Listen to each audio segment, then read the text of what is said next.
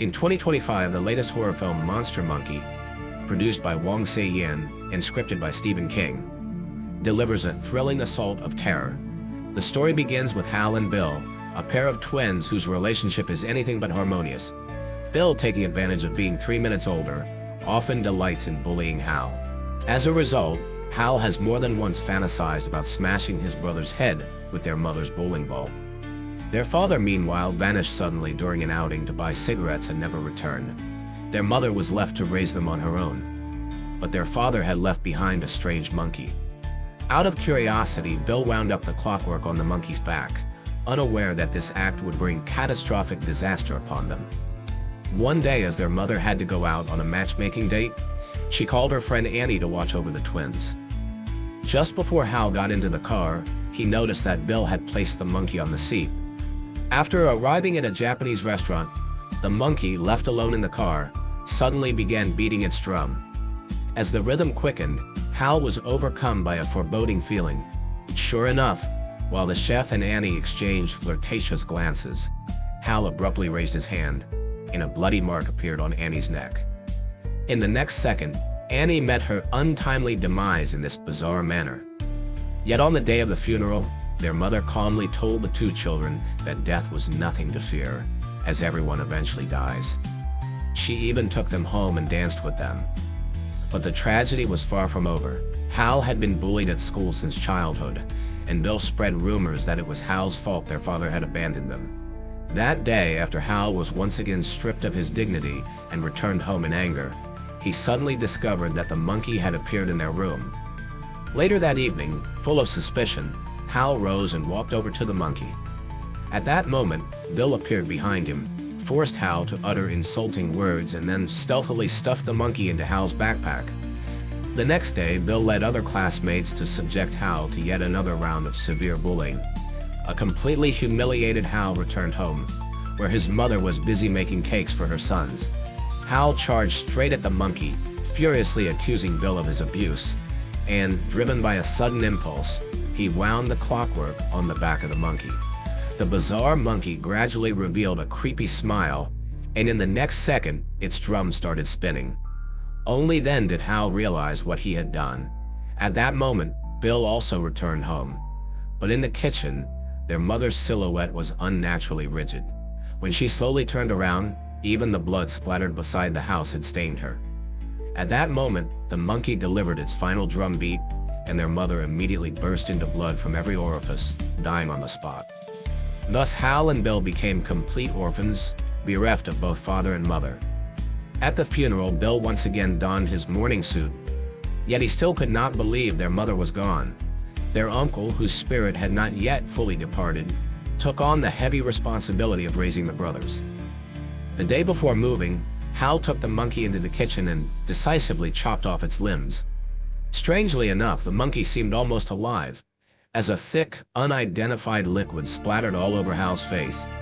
After arriving at their uncle's home in distant Maine, Bill still refused to remove his suit. In his mind, as long as he wore it, there would be no further funerals. To their utter astonishment, the monkey, which Hal had shattered into 8 pieces, had against all odds followed them here like an undying specter. It was at this point that Bill finally realized this monkey was no ordinary creature. Since its appearance, it seemed to be randomly killing the people around them. Although he wasn't sure if the person who wound the clockwork would die, he insisted on testing the theory, even praying that their uncle would perish in a hunting accident. The good news was that his experiments succeeded. The bad news was that during a camping trip, their uncle was trampled to death in his sleeping bag by a herd of 67 wild horses, his body reduced to a pool of meat sauce by the time it was discovered. Yet Bill cared little about his uncle's demise, feeling only relief that he himself was spared. To prevent the monkey from falling into the hands of ill-intentioned people, the brothers tossed it into a bottomless, dry well. For a long time afterward, it seemed their plan had worked. However, 25 years later, while their aunt slept soundly, she suddenly heard strange noises coming from downstairs. When she went to the basement, she found nothing amiss. Just as she was about to head upstairs, the staircase suddenly collapsed, and the falling aunt was impaled on her face by a fishing hook. But the ordeal was not over. As she painfully removed the hook, she detected a smell that hinted at a gas leak in the kitchen. Approaching the stove, she flipped a switch, and a burst of flame confirmed her suspicions. In an instant, the aunt let out a piercing scream. With her head engulfed in raging flames, she fled the house, only to step on a vase at the door. The next second, in her panic, she crashed headfirst into a roadside billboard. At that moment, every family member who had appeared had met their tragic end. Now Hal works at a supermarket and has cut all ties with Bill. To prevent misfortune from befalling those around him, he never makes friends and keeps his distance from his family. As a consequence, his wife divorced him. On the one day each year he gets to see his son, Hal had planned to take him to an amusement park, but his ex-wife informed him that she had already arranged a foster father for little Pete, giving them father and son one last week together, after which Hal would no longer be welcome. Meanwhile, before her death, the aunt had held an inheritance auction for herself. While examining her treasured relics, she discovered that strange monkey. However, after buying it and bringing it home, she resold it to a reclusive man she'd never met. That same night, Hal suddenly received a call from Bill, informing him of the aunt's death and instructing him to handle the estate. Bill suspected that the monkey had returned again, and that Hal must keep a constant vigil to prevent anyone from winding its clockwork. Only then could their family remain safe. Then, as the air conditioner on the roof suddenly fell, a short-circuited current traveled along water stains, while not far away a woman prepared to jump into a swimming pool. Years later, misfortune still caught up with Hal. He quickly woke up a sleeping Pete and drove overnight to the aunt's house. When they arrived, they encountered Barbara, who was managing the estate auction. According to her, since Monday, mysterious deaths had occurred daily in the town. It was then that Pete learned his father had a twin brother. At this point, Hal mentioned the strange monkey and asked Barbara if she had seen it. Soon after, they arrived at a door. After trying several keys, that all too familiar feeling surged within Hal once again. Before he could finish speaking, Barbara opened the door, and a gun hanging behind it immediately fell. Horror couldn't stop the ensuing events. When the police arrived to investigate, they, for safety reasons, ordered Hal not to leave town. At that very moment, the phone in the aunt's house rang suddenly. On the other end, Bill's voice instructed Hal to return to the motel and wait for his signal before abruptly hanging up. Recalling the recent string of mysterious deaths, Hal quickly flipped through the local phone directory and indeed found a household listed as Mrs. Monkey. He dialed immediately, and the voicemail message was unmistakably Bill's voice. At last, Bill's hidden conspiracy had surfaced. Years ago, after they had thrown the monkey into the well, Bill realized a terrifying truth, that it was because Har wound the clockwork that their mother died tragically.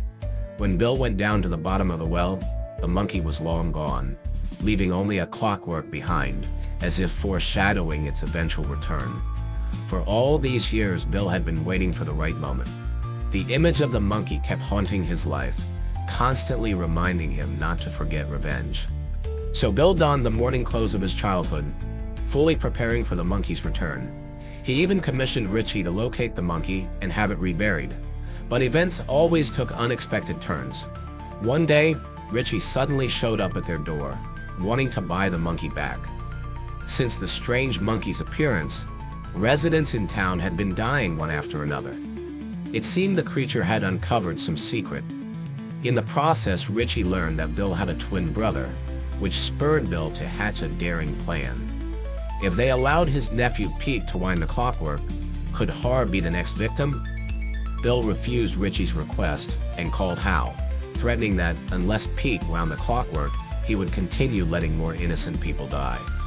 At that moment, Richie, dressed as a policeman, appeared at the door and forcibly abducted the father and son, taking them to Bill's house.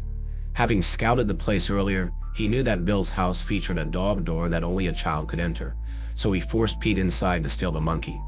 Pete managed to infiltrate Bill's house, unaware that the entire building was rigged with traps. Fortunately, Pete was cautious enough to avoid them one by one, eventually encountering a nearly deranged Bill. Bill handed the monkey over to Pete and lured him into winding its clockwork. At the very moment the strange monkey activated again, Hal, standing outside, felt something was wrong as a beehive in front of the car began to sway precariously. As the monkey's drumming subsided, the gun in Richie's hand malfunctioned and, with a burst of force, punched a hole through the windshield. In the next second, a wasp appeared at the opening. Horrified, Hal realized that something might have happened to Pete. Soon, Bill heard Hal's voice and urgently demanded that Pete wind the clock work again. When Pete refused, Bill snatched the monkey away and violently knocked Pete to the ground. He forced the monkey's arm apart, but the creature's strength was astonishing, as it flung Bill away. Immediately, it swung its drum with incredible speed. With its final beat, a deafening roar erupted in the air, as an out-of-control plane crashed right before their eyes. One by one, with every blow from the monkey, people fell from the sky in the most gruesome fashion. At that moment, Hal arrived at the scene. Surveying the chaos, he angrily demanded to know why Bill had done all this. In truth, Bill had long known that Hal had always wanted to kill him. Their lives had been filled with childhood bullying and a numbing indifference to death. Bill didn't care how many people died as a result. He maintained the mindset of his youth, still hating the world and fixated on killing with makeshift weapons. Yet seeing his bewildered brother, Hal felt pity. Those words finally made Bill realize that killing solves nothing. Just as the brothers were finally reconciling, the monkey's drumming fell once again. Suddenly, the house's hidden mechanisms sprang into action. In the next second, Bill's head was violently knocked off by a ball, the very same bowling ball that Hal had longed to smash him with on countless occasions. The story's twists were always dramatic. The small town had become a living hell. Even though everyone was destined to die, such mass, sudden deaths were still too absurd, and Hal found himself forced to accept this terrifying monkey, just as his father once did. Perhaps it was their fate to protect it. At that moment, a pale giant horse suddenly appeared on the road, casting a subtle gaze toward this deathly night. In that flash of inspiration, Hal finally understood his mother's words. In life, what matters most may not be the battle between life and death, but rather the enjoyment of every day. Because any day might be your last. After all, you never know whether tomorrow or an accident will come first. And so, the film comes to an end. Give it a little heart so you don't lose your way, and stay tuned for an even more exciting next installment.